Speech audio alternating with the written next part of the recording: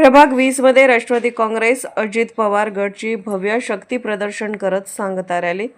आमदार इद्रिस नायकवडी यांची उपस्थिती. श्वेत कांबळेंचा विरोधकांवर घणाघात. आमच्यावर शिव्या देणाऱ्यांना जनता मतपेटीतून उत्तर देईल श्वेत कांबळे. प्रभाग 20 मध्ये आज राष्ट्रवादी काँग्रेस पार्टी अजित पवार गटच्या उमेदवारांची भव्य सांगता रॅली आणि जाहीर सभा मोठ्या उत्साहात पार पडली.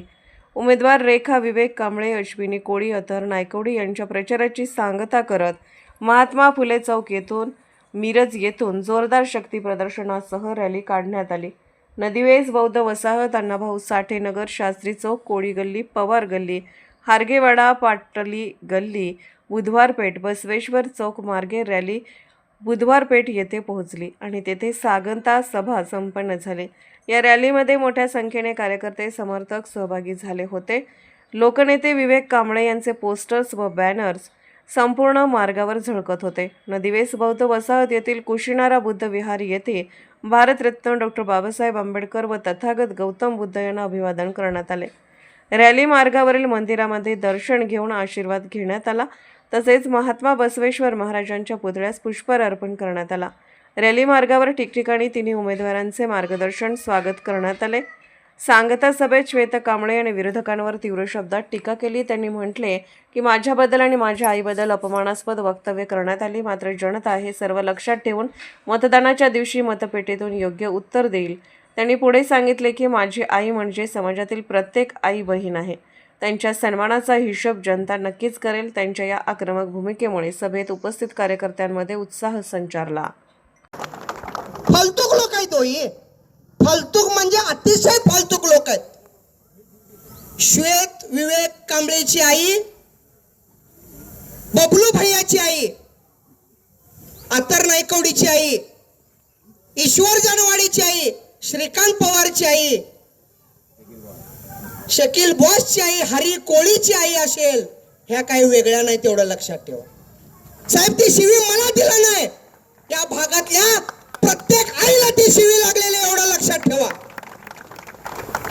काल पोरं म्हणत होती घुसू काय भैया, 2 मिनिटात उभा आडवा करतो त्याला. नको म्हटलं. आपण बुद्ध, फुले, शाहू, आंबेडकर यांना मानणारी विचारधारेची आपण लोक आहोत. त्याच्या डोक्यात वेगळं होतं. नायकवडी साहेबांच्या अंगावर जायचं आणि इथल्या लिंगायत समाजाला सांगायचं मला मारायला लागला तो, ते मुसलमान मला मारायला लागल्यात. अरे गांडू साल्या, लय लांब नाही रे, स्टँडच्या चौकात ये की तुला दाखवतो. मार्केटात ये, तुझा वार्ड सोडून ये, म्हैसाळीस मध्ये ये, आणि किती बगल बच्चे बागड बिल्ले घेऊन येणार आहेस तेवढी ये. नायकवडी साहेबांच्या कडून एक गोष्ट शिकल्या, श्वेत जरा शांत घे. तुझ्या बापाचं तुझ्यात रक्त आहे माहित आहे, खरं तो आता माझ्या सावलीच्या माग माग चालायला लागलाय म्हणून शांत आहे. पण साहेब, मी शांत बसलो म्हणून आता दादा ही काही जनता शांत बसणार नाही. बायका काल म्हणत होत्या, मी म्हंटल थांबा की जरा, 16 तारीख आहे की आपल्याला, आणि त्या 16 तारखेला आपण काय करायचं ते डोक्यानं करायचं. पण त्याच्या अगोदर तुमची जबाबदारी आहे, ह्या पॅनेलला भरघोस मताने आपण कसं निवडून देऊया आणि कसं ती घाण आपण काढून टाकूया या वार्डातनं.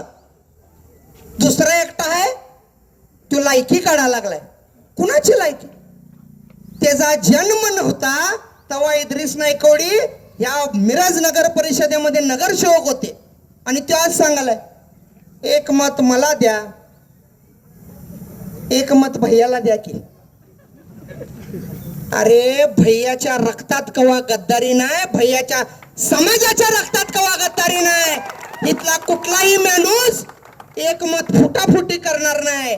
जे काय करेल काल बौद्ध वसाहत मध्ये इथलं कोण रिपोर्ट घेतला असेल तौसिफ दादा तर ऐका तिथं जे काय करणार ते पॅनल टू पॅनल करणार कुठल्याही प्रकारचा दगाबाजी बौद्ध समाजाकडनं होणार नाही लायकी काढायलाच तू रड की बाबा तुला रडायला चान्स आहे रड तू रोज रड